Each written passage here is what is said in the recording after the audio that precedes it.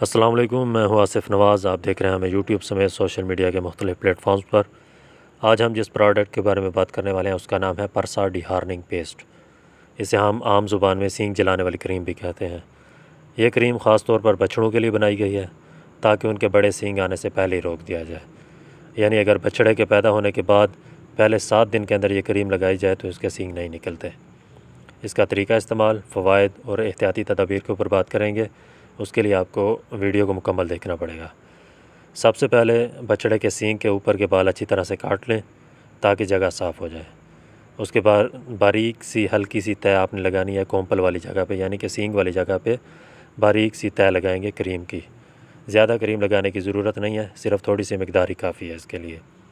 اس میں احتیاط آپ نے کرنی ہے کہ کریم لگانے کے فوراً بعد دھیان رکھیں کہ کوئی جانور اسے چاٹ نہ لے۔ یہ پروڈکٹ خاص طور پر چھوٹے جانوروں یعنی کہ بچڑوں کے لیے بنائی گئی ہے، تو اسے آپ بڑے جانوروں کے لیے استعمال نہ کریں۔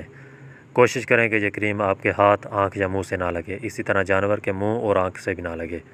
استعمال کے فوراً بعد اپنے ہاتھ اچھی طرح سے دھو لیں۔ صرف جانوروں کے لیے استعمال کریں، انسانوں پر بالکل استعمال نہ کریں۔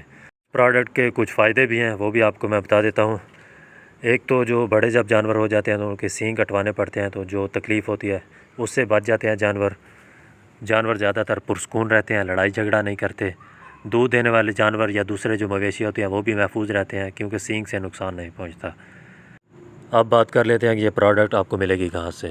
یہ پروڈکٹ عام طور پر مارکیٹ میں دستیاب نہیں ہوتی یا بہت زیادہ شارٹ رہتی ہے۔